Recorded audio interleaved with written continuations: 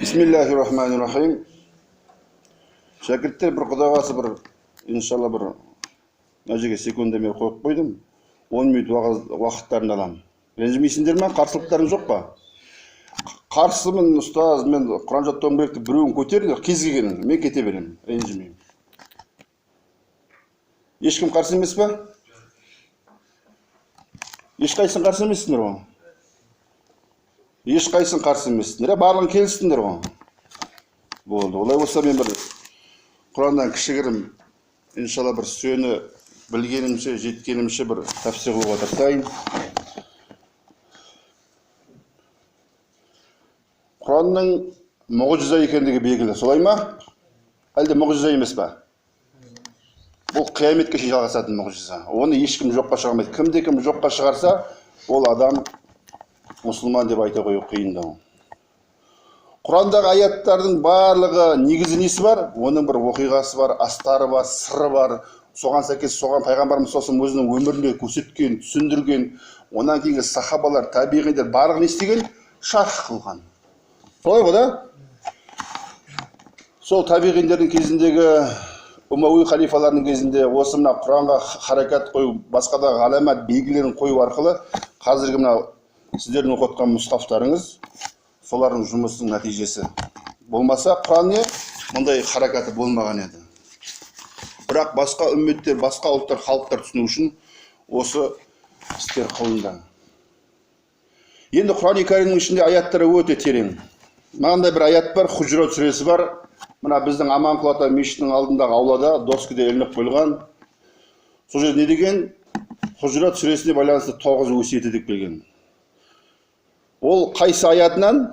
Ол мына аяттан шығады. Астағфирулла. Я айюхаллазина аману ин жаакум фасиқун бинабаин фатабайяну فتبينوا أن تصيبوا قوما بجهالة فتصبحوا على ما فعلتم نادمين. Бұл аят өте мағынасы зор, терең аят. Қай жағынан? Я айюхаллазина аману. Кім ол я айюхаллазина аману? Алхамдулилля біздер. Солай ғой да? Араларыңызда айюхаллазина амануға сәйкес келмейтін болсаңыздар, қолдарыңызды көтеріп айтыңыздар. Біздер ғой иншалла, солай ма? Солай. Не деп тұр Аллах Тағала? Ин жаакум фасиқун деп тұр. Егерде сіздерге бір фасық адам келсе деп тұр. Фасиқ деген кім, білесіңдер ма? Қазақ тілінде пасық деген сөз бар. Оның негізгі шыққан түбір осы араб тілінен фасиқ деген сөз шыққан. Пасық деген жаман ойлы, арам ниетті, ішінде мүмкін күліп келер, бірақ ішінде зымияндығын сақтап отыратын пасық дейді сондай. Пасық ойлы адам екенсің дейді. Егер әке-шешелерінен сұрасаңыз айтады, солай ма? Пасық ойлы адам дейді. Яғни ойы ниетті жаман адам екен дейді. Сондай фасиқ деген бұзық деген негізі. Бұзық деген қандай? Бұл жерде қараңыздар, накира сихатында келіп тұр. Фасиқ деген не? Накира. Яғни фасиқ кез келген адам болуы мүмкін. Ол мұмин болуы мүмкін, мұсылман болуы мүмкін, мұнафиқ болуы мүмкін, кәпір болуы мүмкін, немесе бір басқа діндегі насрани болуы мүмкін, яхуди болуы мүмкін, маджуси болуы мүмкін. Енді соны Аллах Тағала айтып тұр ғой. Ин жаакум фасиқун деп тұр. Егерде сіздерге осындай фасиқ адам келсе, бинабаин дейді, бір хабарменен деп тұр. Наба деген сөзді білесіңдер. 30-шы пара қай сүреден басталады? Соңғы жағы басы Наба сүресі. Не деген? Пайғамбарымыз саллаллаху алейхи бір сифаттарының бірі набиюн, яғни жеткізуші. Сол әлгі фасық адам сіздерге бір набаин, бір хабармен келсе деп тұр. Кез келген хабар. Фатабайяну деп тұр Аллах Тағала. Бір хабармен келді, бір фасық келді. Сіз отырсыз, келді. Бір досыңыз келді, бір тағы естіп айтып, класстасыңыз біреу келді айтты, пәленшенің бесін болса осындай екен, жаман екен, деген сияқты түрлі сипаттарды айтады да айтып жібереді. Сен түсінбей қаласың, пәленше адам шынымен солай ма екен дейсің де, не істейсің? Дейсің де, егер соны тыңдаған адам білімі жоқ болса, Алладан қорықпаса, Алладан емес басқа біреуден қорқатын болса, не істейді? Әлгі өсекті айтқан кісіге еріп, ол да әлгі кісіні өсектей бастайды. Мен өзім бір көзіммен көрген, өз құлағыммен естіген жағдай болған. Кезінде бір үлкен кісіні артынан жаман сөзді біреу таратып жібереді. осы жаман сөз таратып жүрген кезде мен өзім барғанмын әлгі кісілерге, жаман сөз таратқан. Бардым да сұрадым, жігіттер, бұларың дұрыс емес дедім. Ол кісі жөнінде мейлі қателескен шығар, былай олай айтуы, оны айтатын болса ол діннен шығып кетеді дедім. Мен ол кісінің атын айтпаймын кімдер екенін. Өйткені атын айтсам ғибат болады, сіздерге оған керек емес аты. Ол кісіге бір жерде қызмет істеп жатыр, Құдайға шүкір. Сөйтіп әлгі осы өсек таратқан кісілермен біз сол жерде отырып, екі жігіт болып бардық, олар төртеуі отырды, барып сөйлестік. Үлкен жігіттер, менен 20-25 жастағы үлкен жігіттер, 55 сондай жылған. Үлкен жігіттер, түсінесіздер ғой да? Сіздердің әкелеріңізден үлкен. Барды мен ол кезде бойдақ кезім, бұлай айтуларың дұрыс емес дедім. Сіздер адамды алдыңыздар, діннен шығарып жібердіңіздер дедім. Біреуді діннен шығару, ол адамның өзі, егер сол рас болмаса, ол адамның өзі дозаққа түседі дедім. Сөйтіп 1,5 сағат, 2 сағат отырдық та, әлгі өсекті таратушы кісілердің қатты қателескенін білдік. Қатты қателесті. Ол алды да, кейбір сөзден алды да, дұрыс түсінбей қалды да, бұрмалап жіберді, бас жіберді өсекті. Ол өсекке байланысты олар бір сол кезде осы дін саласында емес, енді ваша мұсылмандардың ішінде бір білімді деген кісілерге олар әдейі адамды жіберіп, ақшасын төлеп, пойызына, самолетына сөйтіп барып біліп келші, мына пәленше Түгеншеевич осылай деп айтты, бұл кәпір болды ма, діннен шықты ма деп. Мен өз құлағыммен естідім, өзім кім баланы жібергенін білемін, бірақ билетін көрген жоқ әрине. Сол сияқты қараңыздар, сіздерге оқып келатсыздар, машалла, альхамдулилля. Оқыған жақсы.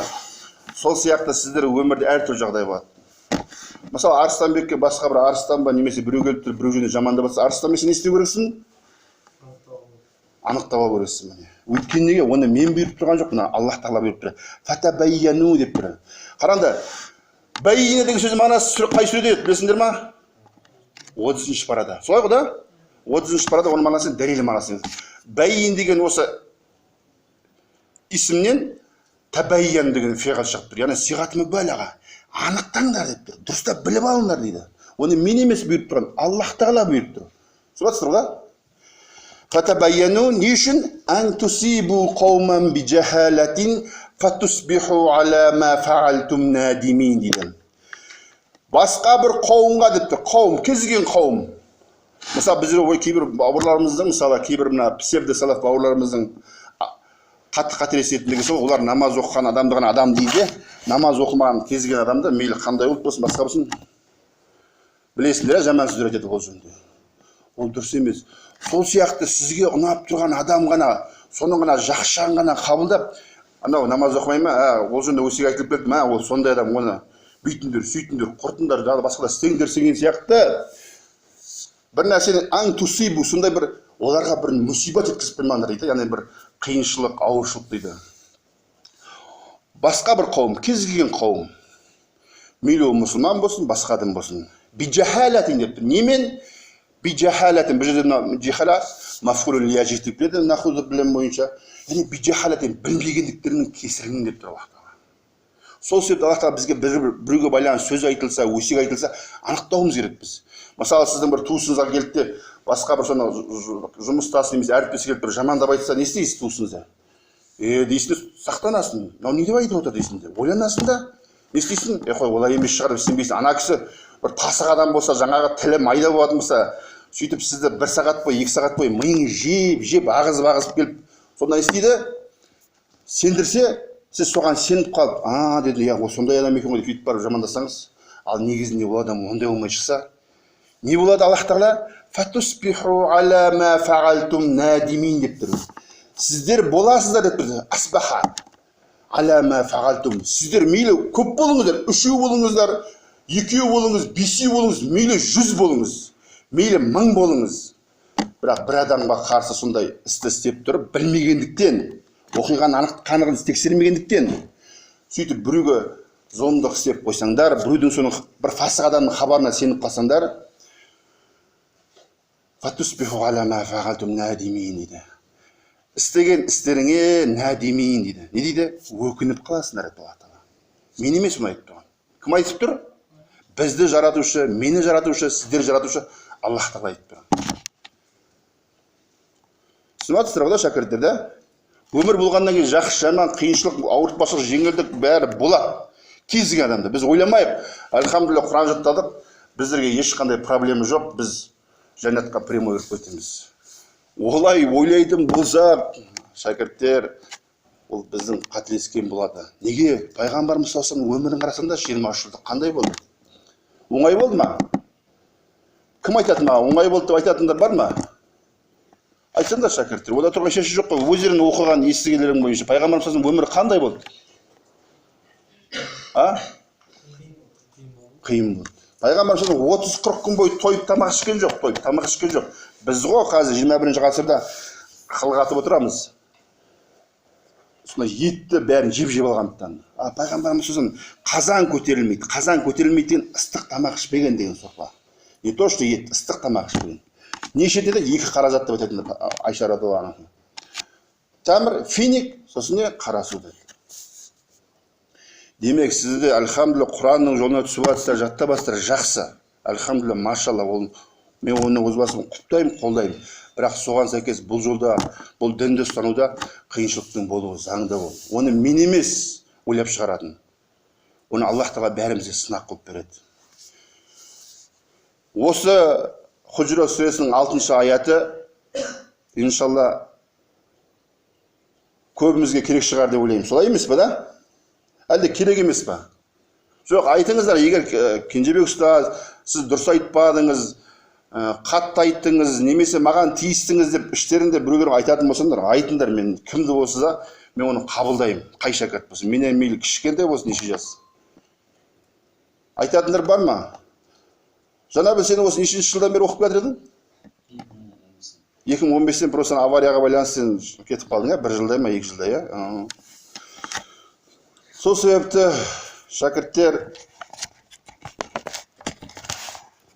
бұған қоса мына тағы бір Хашр сүресінде мында бір аят бар, білесіздер ме? Бұл да субханалла, Құранның мұғжизасы сондай, әрбір аяты тұрған мұғжиза ғой. Тіпті кәлималары, харфтерінің өзі мұғжиза.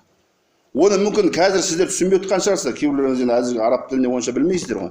Бірақ иншалла араб тілін үйреніп, сарфты, нахуды, илмул балағаны үйреніп тұрып, терең мағынасына кірсеңіздер, иншалла сол кездері Құранға өте сіздер ғалымдардың көзімен қарайтын боласыздар. Әзірге сіздер тек шәкірттің көзімен қарабасыздар. Жақсы, ол да жақсы. Бірақ негізі ғалымның көзімен қарасаңыздар көп нәрсе ашылады. Бұның мұғжизасы бітпейді. Мұны бір адамның өмірі жетпейді, бұны да анықтауға. Бүкіл адамзат баласы жете ме жетпей ме, Аллаху алам. Мына бір Құранда тағы бір қосымша бір сүре бар, қандай? Хашр деген. Сол жерде мына бір аяты бар. Кім біледі Хашрды? Ермек білесің ба? Ана бір ажин айтшы. Камасали шайтан әрмен қарай. Жоқ. Камасали шайтан из қалал инсан.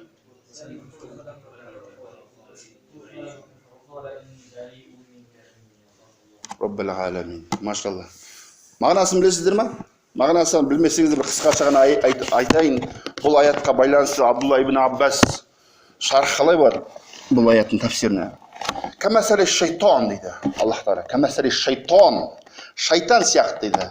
Из қалал инсани кфур дейді. Ол бір адамға деп тұр. Аллах тағала жаңа иман келтіргенге кәпір етті. Бір адамға айтты, кфур деді. Кәпірлік қыл деді, күфірлік қыл. Кәпірлік қыл деген міндетті түрде біз түсінбеу керекпіз. Алла жоқ, немесе астағфирулла, Алла жоқ деген басқа да сондай діннен шығаратын сөз айту емес.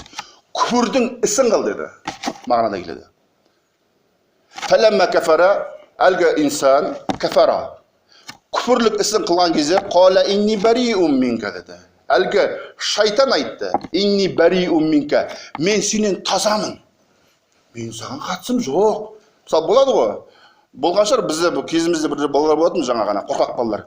Бірге барасың, бір жаңағы өмір болғанда әртүрлі болады ғой, мектепте кезіміз, сол кезде бір кішігірім нағып жатсаң, ой, мен жоқ, мен қатысым жоқ, ойбай, мен сені танымаймын деп бүйтіп қолын бұлғайды, қашып кетеді. Болды ғой ондай мектептерінде, иә? Болған шығар деп ойлаймын. Сол сияқтыға әлгі шайтан дейді, әлгі күфірлік қыл ісін істеген пендеге дейді, инни бариун минка. Мен сенен тазамын, мен сенен қашықпын, мен сенен алыспын. Инни ахафуллаха раббил аламин. Сол шайтанның өзі айтып тұр, раббил аламин. Бүкіл әлемдердің раббысынан мен қорқамын дейді. Шайтанның өзі де қорқады. Бірақ шайтан не істейді? Оның алдында бір ісін істеп, әлгі адамды тозаққа түсуіне себепкер болады. Енді бұл аятқа байланысты Абдулла ибн Аббастың мынандай бір тәфсірі бар. Бәни Исраилдің қауымдарының ішінде бір рахиб, яғни өте бір діндар адам болады дейді. Діндар болғанда қалай? Сондай бір тақуа, сыртынан қарасаң тақуаның ең зор тақуасы. Бір майысып қалған ба, білмеймін, әйтеуір енді тақуадар пірадар деп айтады ғой кейбіреулер. Пірадар деген негізі оның басқа мағынасы да бар. Бүйтіп былай жұрттың алдына ана көрген адам айтады, мынау әулие жатыр екен дейді. Рахиб күндіз-түні құлшылық қылады. Күндіз-түні құлшылық қылады, сондай бәрі ойлайды, мына кісі ма, ол рахиб, ол аскет орысша айтқанда. Зәһид, болды, Алла тағала берілген дейді. Сондай бір кісі болады, үйленбеген кісі болады. Сол кісі, сол қауымда, сол елді мекенде бір үш ағайын жігіт болады. Үш ағайын жігіт Аллахтың жолына бір, сол кезде Бани Исраилдің, олардың қауымның кезінде соғыстар әрқайсысы болды, жихадта. Сол қауым жихадта кетіп қалады да, үш ағайын жігіт, олардың бір күйеуге шықпаған бой жеткен қарындасы болады. Әлгі үш ағайын жігіт кетіп баратыр, енді мына қарындасымызды істейміз дейді. Қарындасымызды алады да, мына біздің ауылдағы рахиб бар ғой, тақуадар, пірадар, түріне қарасаң әулие. Осы кісіге тапсырайықшы дейді, осы кісіден басқа ешкімге сенбейміз дейді. Сөйтеді де әлгі кісіге тапсырады да, әлгі кісі өзінің үйінде ана бөлек бөлмеде тұратын болады сыртта. Сөйтіп тастап кетіп қалады үш ағайын жігіт. Шамал уақыт өткеннен кейін шайтан келеді де не істейді? Әлгі кісі бірінші кезде тамақты алады да, әлгі кісінің бойжеткен қыздың бөлмесінің алдына қойып кетеді. Шамал уақыт өткеннен кейін әлгі рахибқа, әлгі тақуадар кісіге шайтан ауыз биле Құдай сақтасын, бізді азғырады бәрімізді. Азғыра бастайды. Ана қыз дейтін бойжеткен қыз бауырлар кетіп қалды ғой. Барып өз қолына берсеңші, ол сені итке тастағандай қылып лақтырып жібердің ғой алдына. Ол қыз қиналып жүр ғой, үш ағасы ана жақта, ол білмейді олардың хабар. Қолына берсеңші дейді. Сөйтіп қолына бере бастайды. Шамал уақыт өткеннен кейін онымен әлгі шайтан не істеп бастайды? Ол сондай ана неше уақыттан бері бауырларын сағынды, ол да адам емес па? Оның жағдайын түсінсеңші, ол да қыз нәзік қыз ғой, ол әйел жанды ғой, ана ғой, мына ғой, мына ғой, ана ғой, ана ғой, ана ғой деп не істейді? Барып хал жағдайын сұрасайшы дейді. Сөйтіп әлгі кісі осында істей бастайды. Шамал уақыт өткеннен кейін сонда не істейді? Ауызы билля, Құдай сақтасын. Не істеп қояды? Зина қылып қояды. Көрдіңіздер ғой? Қандай этаппен келді шайтан, қандай бөліктермен келді, түх былай. Сөйтіп екі қабат болып қалады да, қыз не істейді? Қызды дүниеге келеді, бір кішкентай қызды. Ана уақыттар жақындап қалады, бір жылдан кейін, екі жылдан кейін. Сол кездері әлгі шайтан тағы да осы сатыла бастайды, әлгі рахибқа, әлгі пірадар кісіге. Тақуадар сияқты, сыртына қарағанда. Сен не істеп қойдың? Ананың саған тапсырған жоқ қойды. Не істейсің? Не істеу керек? Не істеу керек дейді. Айтады, өлтіре салды. Өлтіре салады, екеуін де өлтіреді де көмеді. Келеді, әлгі үш ағайын жігіт. Келгеннен кейін ана кісіден сұрайды, не болды десе, ой, сіздердің қарындастарыңыз ауырып қалды, анау болды, мынау болды, білмей қалдым, анау мынау болып сөйтіп қалдым дейді де. Былайша айтқанда атмасы ғой, сылтаудың миллион, миллиард түрін айтуға болады, білесіздер ғой, Адам бір жерден құтылып шыққысы келсе, миллиард сылтау айтады. Сөйтіп сылтаулардың бәрін айтады, бүйтіп өліп қалды да, бір ауру тиді дейді. Сөйтіп мына үш ағайын жігіт, солай шығар деп кетіп қалады. Аллахтан қалауымен шайтан әлгі үш ағайынның үшеуіне түсіп, бірінші кішісіне кіреді. Бірінші кішісіне кіреді де айтады: сен ана қарындасыңды білесің ба? Негізі ана сендер сеніп жүрген жаңа тақуадар кісілер, ол сонымен зина қылып қойды дейді. Кіші бауыры шошып оянады да сұрайды. Бауырына айтады: мен осындай түс көрдім дейді. Аналар айтады: ондай емес шығар дейді, жақсы сөйлейді да. Ол шайтаннан болып түскен түс қой дейді де. Не істейді? Сенбей ақ қой дейді. Келесі күні шайтан екіншісінің түсіне келеді, ортаншысының. Сенің жаңа ана қарындасыңа, ана сеніп отырған рахиб кісілерің жаңағы тақуадар, ол онымен зина қылып қойды, бала туылды, оны өлтіріп тастады дейді. Тағы да атып тұрады, шошып оянады, айтады бауырларына: осылай көрдім дейді. Қой, мүмкін емес, шайтаннан көрген түс қой дейді, сенбей қояды. Үшінші күні үлкен ағасына кіреді. Түн ана шайтан түске кіреді ғой, білесіңдер ғой, кіреді ғой бәрімізге. Сөйтіп кіреді де айтады: сен білесің ба дейді, сен қарындасыңды зина қылды, бала қыз туды, ол қызды баласымен туған қызбен алды да пәленше жерге барып өлтіріп көміп тастады дейді. Үшеуі тұрады, үшінші ағасы тұрады: мынау не болды дейді. Сосын жаңа түсте айтылған жерге барып бір қазса, туған қарындасы жатыр екен, және оның қасында дүниеге келген енді нәресте жатыр екен. Сөйтіп әлгі үш ағайын жігіт қазиға барады, судьяға барады, жүгінеді, соттаса да ғой енді қазір заңы қазір тілмен айтқанда, соттаса да әлгі рахиптің, әлгі пірәдар сияқты кісінің, тақуадар сияқты кісінің айыбын мойындап, соңында шайтан не істейді? Әлгі кісінің дарға сайынып тұрған кездері, білесіңдер ғой, яһудилерде бір адамды өлтірсе, соған сәйкес өлтіру керек. Егер ол шын ниетпен өлтірген болса, сен бол. Сөйтіп әлгі сол ауылдың тақуадар болған кісісі, тақуадар жұрттың алдында әулие сияқты болып көрінген кісі, әулие сияқты болып көрінген. Сөйтіп дардың алдында тұрған кезде, ауызбилля, Құдай сақтасын біздерді бұндай фитнадан, бұндай сынақтардан, шәкірттер. Дардың ағашының алдында тұрған кездері арқанға жіпсайып тұрған кезде әлгі шайтан келеді. Көрдің ба деді, сен қандай кісі едің? Мен сені қалай алып келдім де дардың алдына келіп тұрсың. Енді мен не істеймін дейді ғой. Құтқарғанымды қалайсың ба дейді. Иә дейді. Олай болса сен маған бір сәжде қылшы дейді. Сөйтіп сәжде қылғанда басын ие берген кездері ауызбилля не істейді? Ана қыл арқанға басы кіріп кетеді, қылғыны бөліп, сол асылған күйінде шайтанға сәжде қылған күйінде тозақтың отына лақтырылады. Түсіндіңдер ғой? Сол себепті шәкірттер абай болыңдар. Өйткені Құран Кәрімде бір аят бар, қай сүреде келмейтін. Уәлә таттабиу хутуат шайтан. Шайтанның хутуат дейді. Қадамдары бар емес пе? Бұлай секіріп істейтін әрекет емес, айла емес. Ол майдалап істейді. Жұмсақ тілмен істейді. Мысалы сізге келіп тұр, арақ іш, бірден нағыл демейді. Бірінші безалкогольный пиво шиш деген сияқты. Сосын бір күн сосын градус азын шиш деген сияқты. Онан кейін ауызбилля пивоның нормальный, сонда арақ, онан кейін шампанский, коньяк, маньяк, ақыр сонда ауызбилля діннен шығып кеткен. Сөйтіп бір күн тозаққа түсіп кеткен. Сол себепті шәкірттер, Құран жаттаған жақсы, Құранды көтеру керек. Иншалла ол үлкен міндет, әрі сауапты іс. Бірақ бұл жолда сынақ болуы бәрімізге заңды дегендей, шайтанның майдалап сөйлейтін қадамдарына ермеңдер еш уақытта. Шайтан адам, менің пәленше түген жейбіші, мен шайтан едім деп келмейді еш уақытта. Солай емес па, әлі келе ме сөйтіп? Келмейді. Себебі өйткені шайтан, Құдай сақтасын, қандай адам бейнесіне келуі мүмкін ба? Арсамеді сөйтіп отыр. Нәс сүресі не айтылған сіздерге? Әлләзи дұрыстап отырсың, шамалы. Сіз шамалы, байрақ отыр. Былай шақындап, шамалы зүрлеп отырсаң жақсырақ болады. Жақсы ма? Шаршап отырсаң, айт, мен арқаңа көрпені берейін, мына зеғылай. Әлләзи юасвису, арман қарай? Фи судурин нас, арман қарай? Минал джиннати уан нас, деп тұр Аллах Тағала. Түсінбеймін, айтықларың келмей отыр ма бұл Нәс сүресін?